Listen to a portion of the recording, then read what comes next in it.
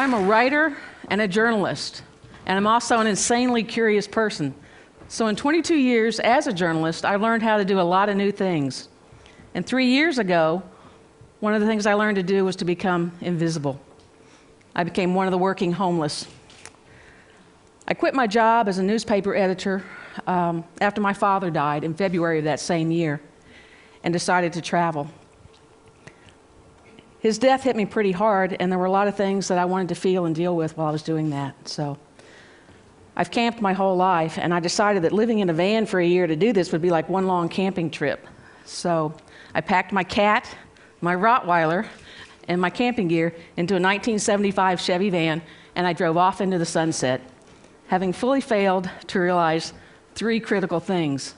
One, that society equates living in a permanent structure, even a shack, with having value as a person. 2, I failed to realize how quickly the negative perceptions of other people can impact our reality if we let it. And 3, I failed to realize that homelessness is an attitude, not a lifestyle. At first, living in the van was great. I showered in campgrounds, I ate out regularly, and I had time to relax and to grieve. But then the anger and the depression about my father's death set in. My freelance job ended, and I had to get a full-time job to pay the bills. What had been a really mild spring turned into a miserably hot summer, and it became impossible to park anywhere without it being very obvious that I had a cat and a dog with me, and it was really hot. The cat came and went through an open window in the van. The doggy went into doggy daycare, and I sweated. Whenever I could, I used employee showers in office buildings and truck stops, or I washed up in public restrooms. Nighttime temperatures in the van rarely dropped below 80 degrees Fahrenheit, making it difficult or impossible to sleep. Food rotted in the heat. Ice in my ice chest melted within hours, and it was pretty miserable. I couldn't afford to find an apartment, or couldn't afford an apartment that would allow me to have the Rottweiler and the cat, and I refused to give them up. So I stayed in the van. And when the heat made me too sick to walk the 50 feet to the public restroom outside my van at night, I used a bucket and a trash bag as a toilet. When winter weather set in, the temperatures dropped below freezing, and they stayed there, and I faced a whole new set of challenges. I parked a different place every night so I would avoid being noticed and hassled by the police. I didn't always succeed. But I felt out of control of my life. And I don't know when or how it happened, but the speed at which I went from being a talented writer and journalist to being a homeless woman living in a van took my breath away. I hadn't changed. My IQ hadn't dropped. My talent,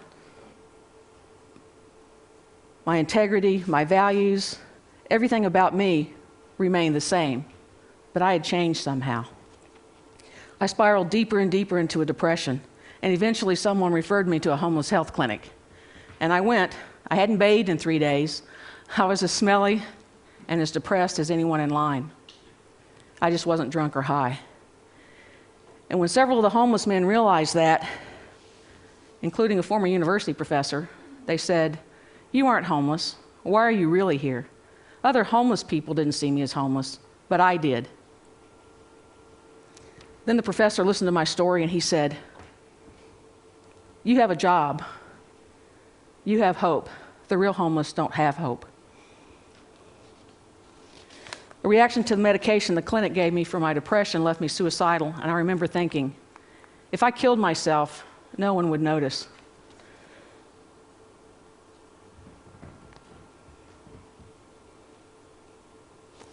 A friend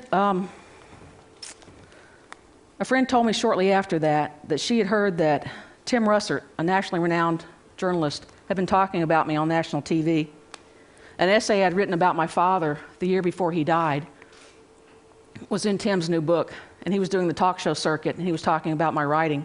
And when I realized that Tim Russert, former moderator of Meet the Press was talking about my writing while I was living in a van in a Walmart parking lot, I started laughing. You should too. I started laughing because it got to the point where, was I a writer or was I a homeless woman? So I went in the bookstore and I found Tim's book. And I stood there and I reread my essay and I cried because I was a writer. I was a writer. Shortly after that, I moved back to Tennessee. I alternated between living in the van and couch surfing with friends, and I started writing again. By the summer of the following year, I was a working journalist. I was winning awards. I was living in my own apartment. I was no longer homeless, and I was no longer invisible. Thousands of people work full and part-time jobs and live in their cars. But society continues to stigmatize and criminalize living in your vehicle or on the streets. So the homeless, the working homeless, primarily remain invisible. But if you ever meet one, engage them, encourage them, and offer them hope. The human spirit can overcome anything if it has hope. And I'm not here to be the poster girl for the homeless. I'm not here to encourage you to give money to the next panhandler you meet.